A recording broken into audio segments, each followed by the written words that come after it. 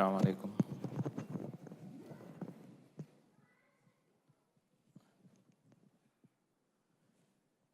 Good to start?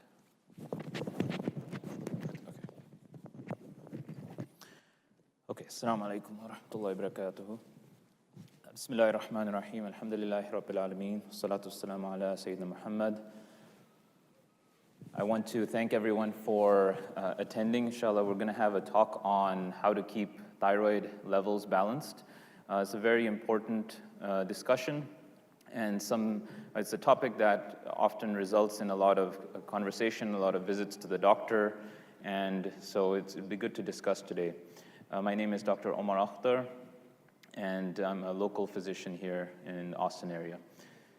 So what I want to do is, instead of having a very long medical discussion, I just want to present some slides talking about thyroid symptoms, how to diagnose it, what tests you can do, what are some treatment options, and then we can get into a discussion for people who have more questions so that it's just interactive and engaging instead of just very kind of a mechanical discussion. So how to keep thyroid levels balanced? The first thing we need to know is what symptoms generally can be thyroid related. So there's so many things that the thyroid gland is involved in, so many processes all around the body, and so it's important to know some of the symptoms. So starting with the symptoms, we can see if anyone has a lot of fatigue, exhaustion, they just cannot get going in a normal way.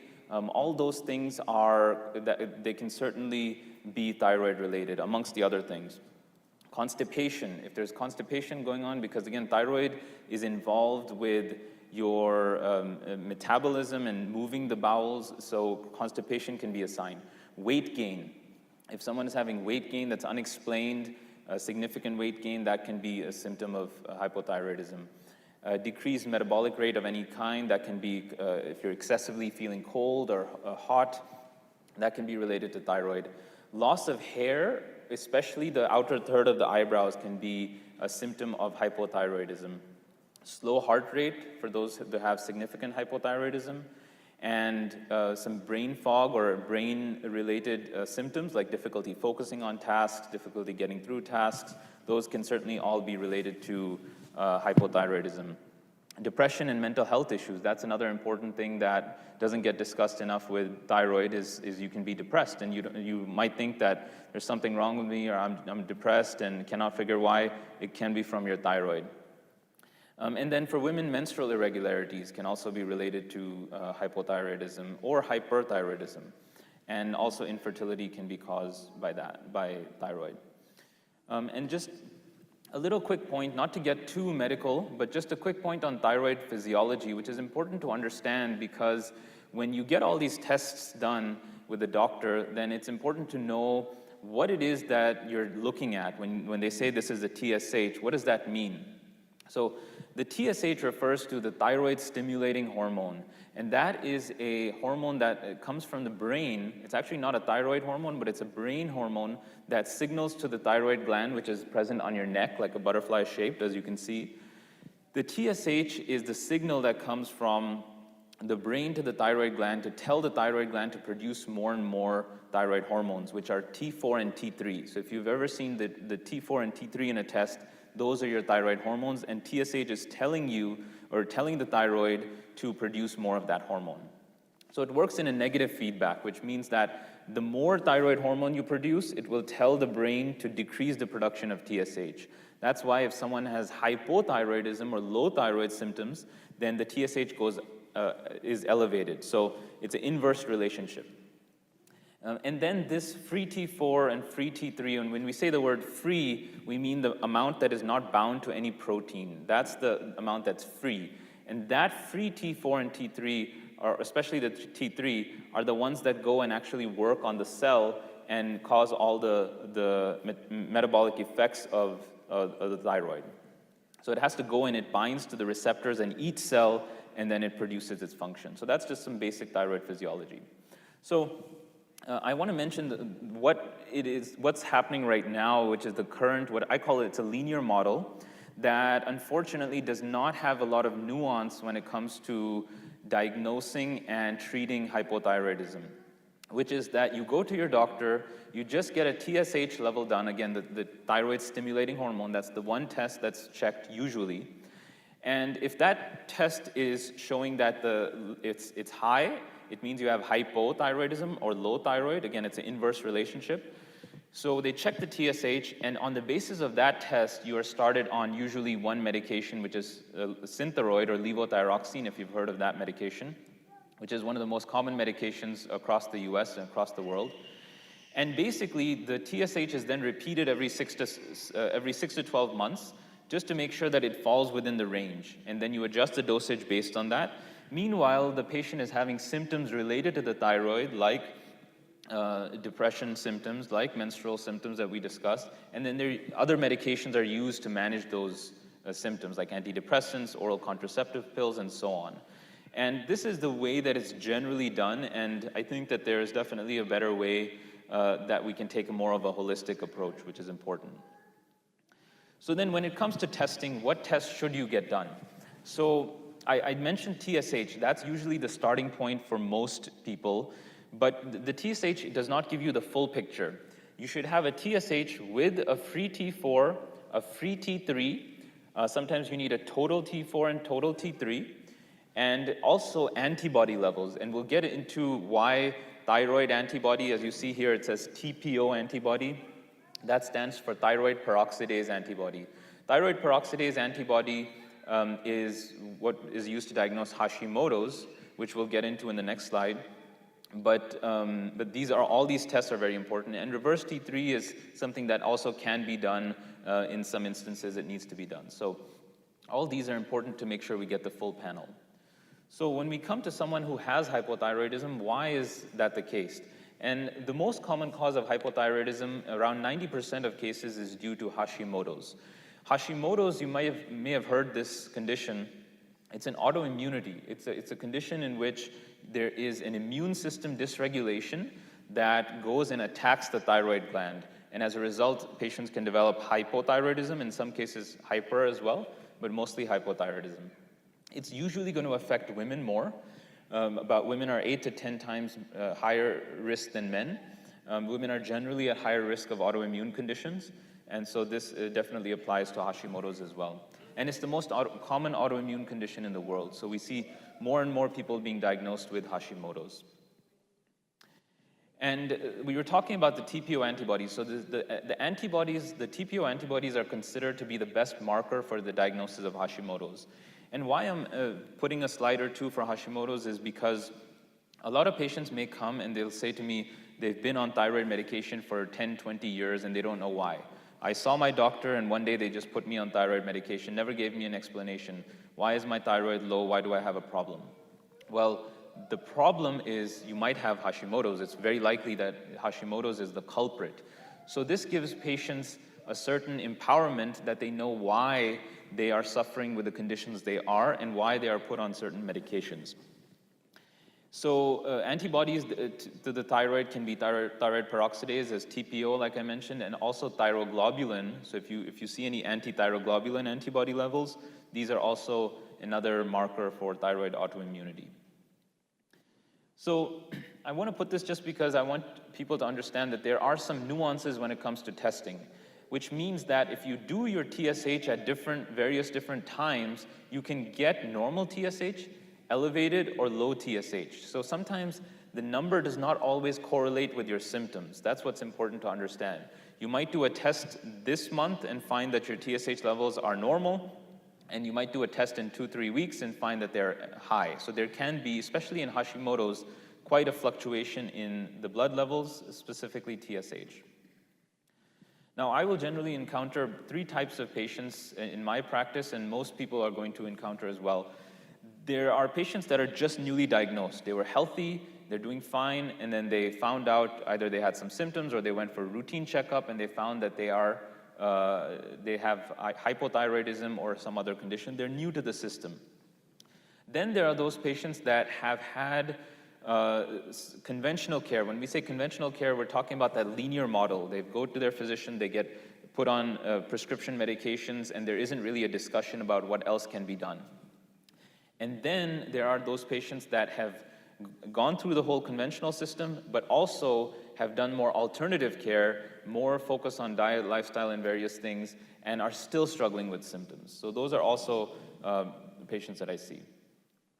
Now, we can get into some dietary considerations, because when we talk about hypothyroidism, especially with Hashimoto's, diet is very important, and this doesn't get emphasized enough because again, physicians are not trained in nutrition the way that they should be. There's very little teaching of nutrition in medical school, and so physicians are fairly one-minded in their practice, which means that they're going to be mostly reaching for the medications. But we should know that that hypothyroidism can be affected by the food that you eat. So if you have Hashimoto's, for example, gluten, iodine, foods containing iodine, foods containing lectins, which you may have heard it's a protein that gets attached to carbohydrates. Certain foods are high in lectins. And there is also the nightshade vegetables, so bell peppers, onions, tomatoes. Some people have various reactions with that. And then when I mentioned modifications, microbiome diversity. Now, what does this mean? So we have an extensive microbiome in our digestive system, which means these are the different bacterial species that are present. And so the more vast the bacterial species are, the greater our health is going to be, especially in cases of Hashimoto's. So we have to do everything that we can to eat a diverse diet full of healthy plants that can help with microbiome diversity. And then dysglycemia means if you have blood sugar abnormalities, then that can affect your thyroid and especially affect Hashimoto's. So this is important because you might find that making a dietary change can be the solution to many of the symptoms that you have. Then environmental considerations, it's important to always make sure we understand that we live in a very polluted environment, and a lot of the toxins that we have, like bisphenol A, pesticides, and so on, can definitely impact all of our endocrine glands, but especially our thyroid. So all these are also very important. And then lifestyle considerations. So this is the area that I'm referring to that doesn't get discussed in a lot of medical circles or a lot of physician visits, which is important to understand that stress, sleep, exercise, and even your spiritual health and your relationships all are going to impact your physical health, and especially when it comes to thyroid and Hashimoto's. So we have multiple studies to show that reducing stress is going to improve your thyroid levels.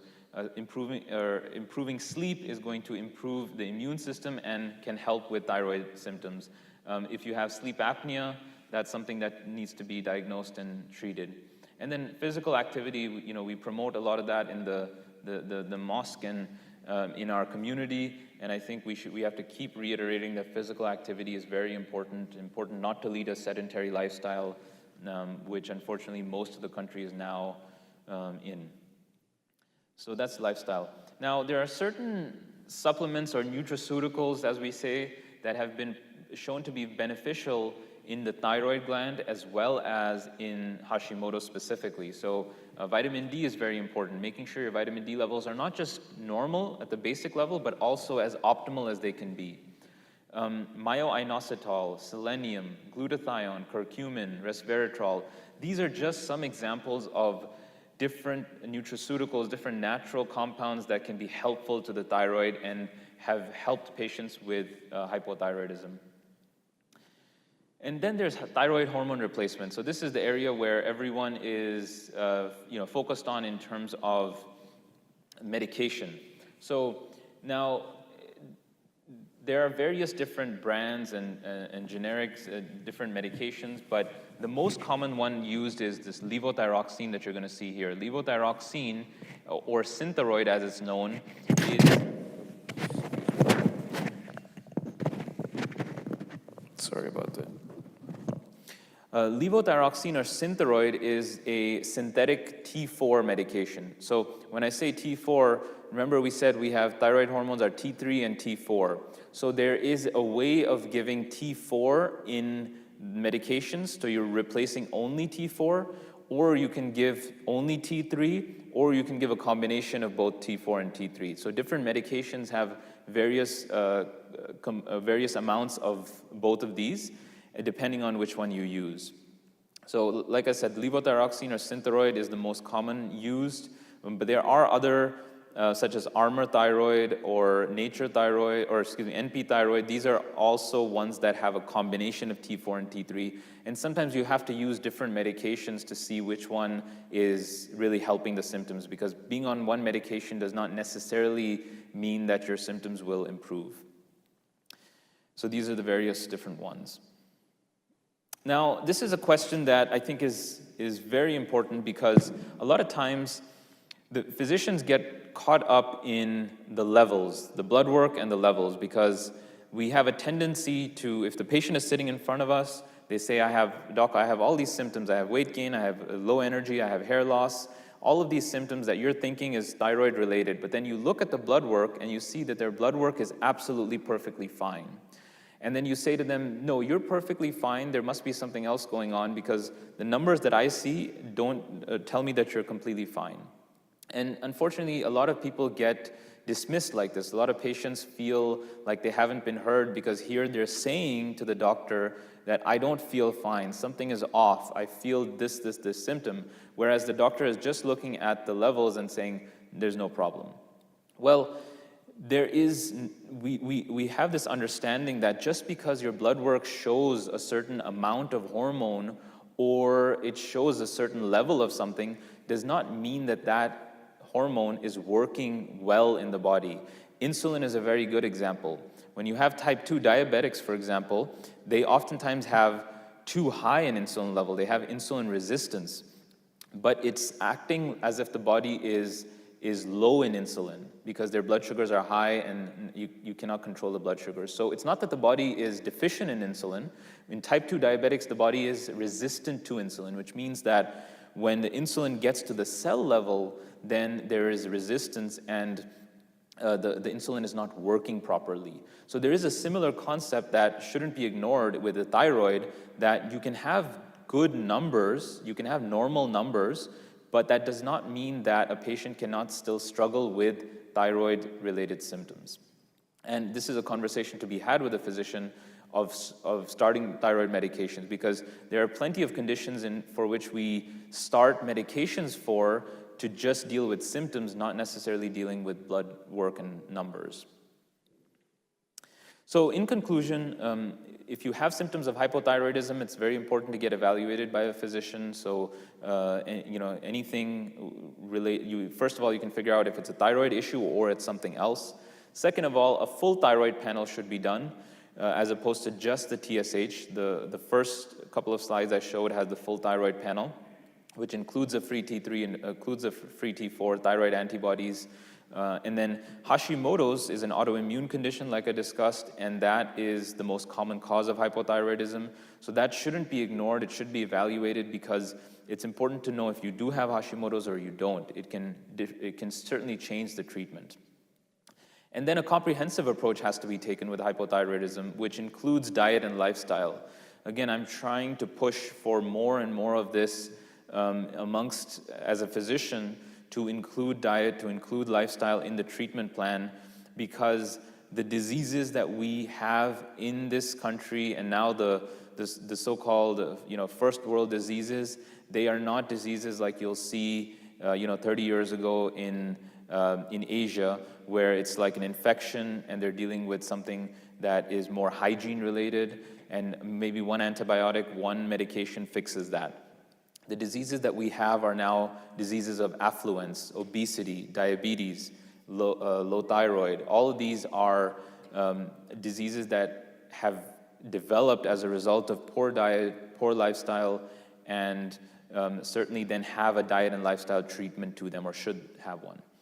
And then lastly, it's important to choose a good thyroid hormone replacement, as that can improve symptoms in most cases. So you want to make sure the decision of when to start thyroid hormone replacement, and secondly, which thyroid hormone to use, because some people may not feel well on levothyroxine or Synthroid, and they may have to use a different replacement. So it's important to have that discussion as well with your physician, and so you can get a good thyroid hormone. So thank you very much for listening. I just wanted to present those brief slides, and then we can go into a little discussion with questions if you have any.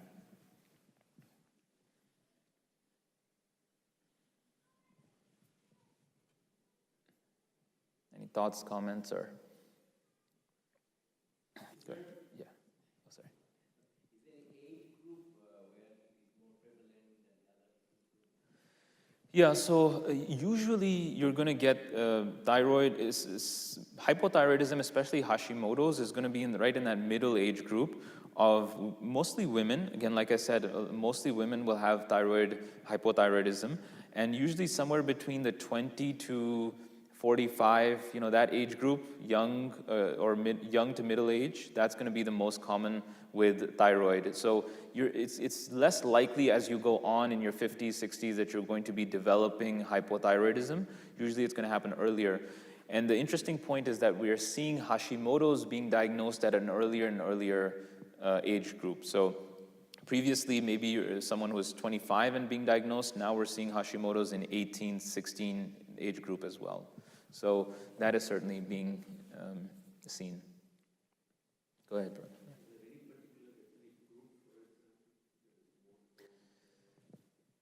No particular ethnic group. Now there are certain, if you think about the type of conditions in, Pakistan, a lot of these areas where there's a lot of poverty, then just the diet and malnutrition often led to goiters and and then just, maternal health was very poor. So if a woman did not get good prenatal treatment, oftentimes the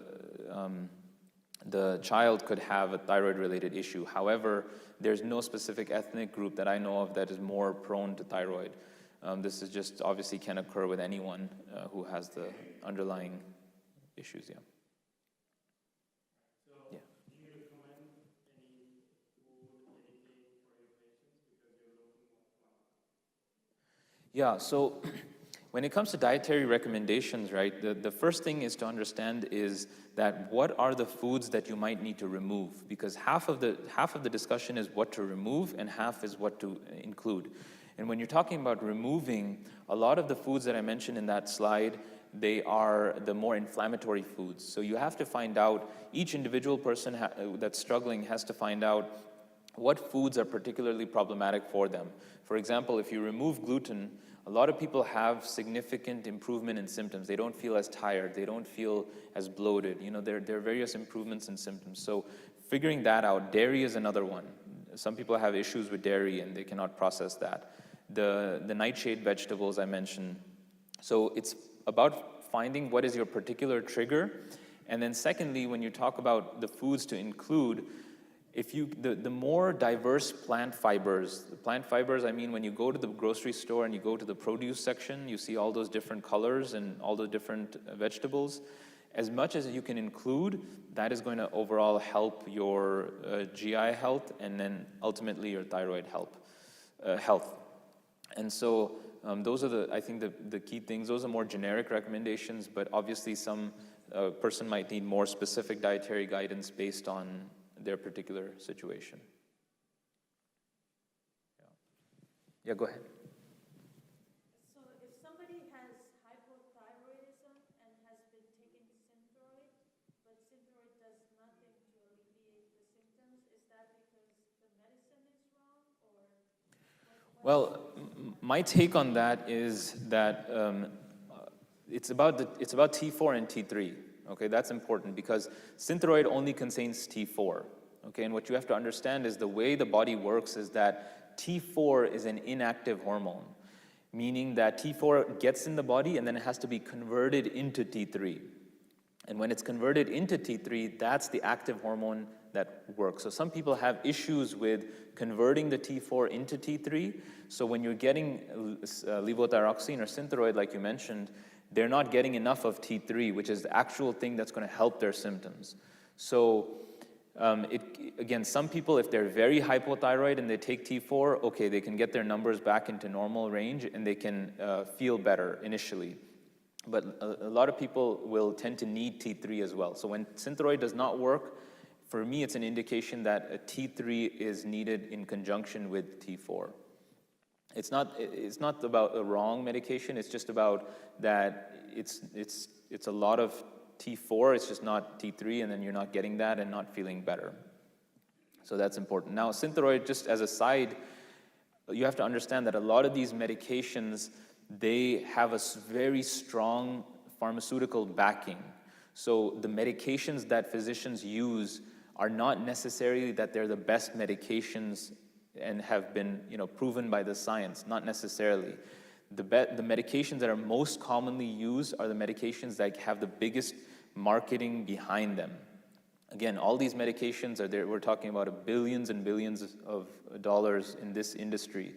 So we should not ignore the fact that just because a medication is more popular or being used, it's because this is the best thing to use. It's because there's a lot of money to be made off of it. So I know people don't like to hear that, but that's important. Yeah. So is this thing hereditary, can it be hereditary thing, or and the second one is, can it be linked to tonsillitis because they are closely located? Mhm. So When you talk about he's saying the question is that can this, and by this I'm assuming you mean hypothyroidism or thyroid issues in general, yeah. So can it be hereditary, meaning have a genetic basis, and then can it be linked to tonsils? So the first thing about the genetic component is this, that Hashimoto's definitely has a genetic component. So if someone develops Hashimoto's, just like any other autoimmune condition, you have to understand that you have a genetic predisposition. You have the genes to develop Hashimoto's, or if you have ulcerative colitis or any other condition, you have the genes for it, and then something in your environment triggers those genes to turn on and then cause you to develop that condition. Okay? And so it could be a major stressor, it could be an infection, it could be for a lot of women after they give birth, they tend to get diagnosed with Hashimoto's or something else because there's a significant hormone shift that goes on, and it's a big stressor, and so that can bring on the autoimmunity. So to answer your question, Hashimoto's definitely has a genetic component and is linked to genes. If you're talking about hypothyroidism, that is not Hashimoto's, because you can have hypothyroidism and it not be Hashimoto's. That is not going to have so much of that could be from a medication you're taking, that can be from a nutritional deficiency, the various causes of hypothyroidism, but the genetic component is when it comes to Hashimoto's. The linking to the tonsils is that they're very close by, but generally speaking, it's not going to have a direct link, meaning if you have frequent tonsillitis or tonsil infections, it's not necessarily going to make the thyroid any worse, because the thyroid is controlled by various metabolic factors and things like that, brain and hormones and other things that aren't specifically just linked to the area here. I hope that answered the question. Yeah. So in your practice, do you specialize in thyroid, or do we come to you and you generally assess us and then say thyroid, or can it happen in the back door as well? Yeah, so in my practice, I'm an internal medicine physician, so more of a general medicine. The people that deal specifically with thyroid or all hormones are endocrinologists. You may have heard of endocrinologists. So in my case, I'm not an endocrinologist, but I am dealing with hormones in general, specifically thyroid and all other hormones, in a similar way to endocrinologists. So, in terms of testing the thyroid, in terms of prescribing medications, all of that I'm definitely doing. The only thing that I'm trying to do slightly more of is trying to recommend a dietary approach, a lifestyle approach. So the approach that I take is anyone that comes to me with any symptoms, it doesn't have to be thyroid specifically, I try to do a comprehensive evaluation, history, exam, blood work, all that stuff that's needed, and then give them a whole approach, which is this diet, this lifestyle, and then a focus on whether we need to do a few supplements or a few medication. So that's my approach, basically. Now, in rare cases, if endocrinology support is needed, I can send them there. But for the most part, I'm doing all that in the clinic. Yeah. Yeah. Go ahead. Oh, sorry. Then I'll go ahead. I'll come to you. Yeah. Yeah. And your opinion or your findings regarding use of iodine in salt, because in the US you hardly hear about it, but in many developing countries there is so much of stress on using iodized salt. In fact, international agencies and NGOs they spend a lot of resources Yeah. to make sure the salt is iodized. So what is the Yeah. So. important in the US? Yeah, this is a question that comes up quite a lot. The thing is, iodine is an important component in thyroid development and thyroid function overall. So you need a healthy amount of iodine. By and large, in the U.S. and in most developed countries, we're getting a good amount of iodine as is. So you're not going to see this. Well, I mean, it's like a trace mineral in various foods and things like that. I mean, you will not be getting the type of mineral deficiencies that we see in third world countries in the U.S. in general. Now, the point on iodine is that, in general, in my approach and my looking at the Hashimoto's specifically, the autoimmune condition, is that if you take an iodine supplement or even have more dietary iodine, then that will make the immune system worse. Okay, it means the Hashimoto's has shown that in the studies it shows that Hashimoto's can get worse with a higher iodine diet.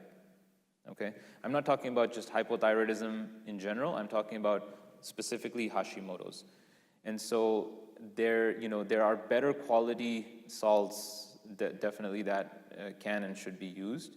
But I think that exactly what you're saying is that I think it's just that we don't have that type of iodine deficiency that we see in other developing countries, mainly. But Hashimoto's a lot of people debate that. Should you use iodine in Hashimoto's? Should you not? So my opinion is that generally you should avoid it in supplement form or in dietary form, because that usually makes Hashimoto's worse. Yeah. Welcome. Could you please talk about the nodules, having nodules on one side more than the other? So what's the reason for that? And then when I do the blood test, sometimes hypo, sometimes hyper. So Yeah. Yeah, I mean, it makes me think of the slide I showed with the TSH and the fluctuations, right? I showed that one. The thyroid numbers, depending on when you do them, can show significant fluctuations. And that's, a lot of times that's seen in Hashimoto's, which is why I think it's important to have your antibody levels checked, because you want to know, why is my thyroid fluctuating so much?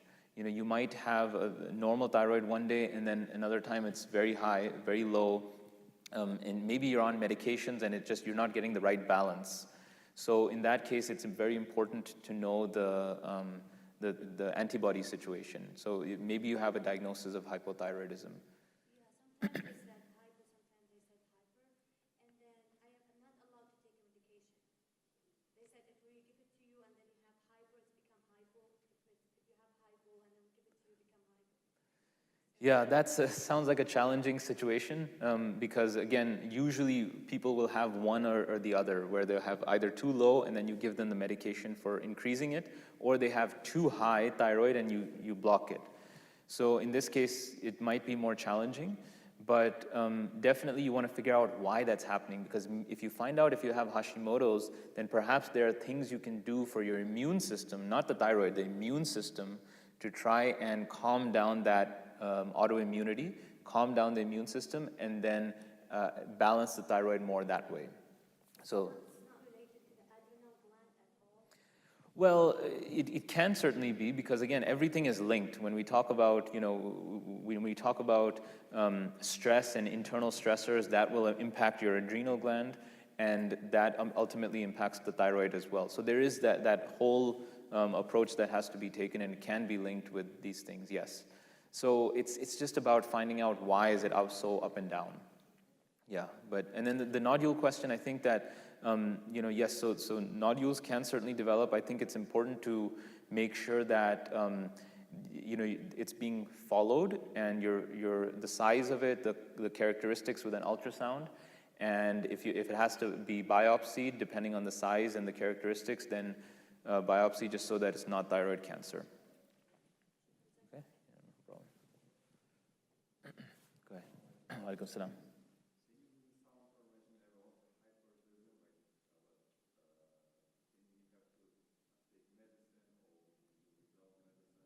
Hyperthyroid, yeah. So the question was about hyperthyroidism. Do we need medication or can we do without? Hyperthyroidism, again, and I focused on hypothyroidism in my talk because that's the more common thing. But in hyperthyroidism, it can be from something called Graves' disease. Okay, Graves it's like the opposite of Hashimoto's. Hashimoto's will cause you to be low in thyroid. Graves will cause it to be too high. So Hashimoto's Graves can definitely increase and cause you hyperthyroidism. And it depends on the symptoms. So if you have symptoms of very high thyroid, that can oftentimes lead you into the hospital even, where high heart rate and anxiety and all that stuff. So that might be an urgent situation in which you need thyroid medications, but it goes back to the same thing discussed. The principles are always the same. The principles are always the foundation of diet, exercise, sleep, stress, relationships, spiritual, all that stuff is the underlying basis for trying to improve all of these things. Then after that, you might need a few supplements of medication, but I think that there has to be more of a holistic approach to it. So to answer your question, I think that there are certain situations in which it's just a case-by-case basis. So there are certain situations where the thyroid level is so high that you need medications just to make sure that you're not in a hyperthyroid state and, God forbid, end up in the hospital. But in a lot of cases, at least the foundation should always be worked on. Yeah. Okay, anything else? And then, inshallah, we can wrap up. Oh, good. Okay. I just wanted to do a quick dua. We can do a Fatiha for the Palestinian people, inshallah. May Allah help them, give them strength, and ease their suffering. Bismillah.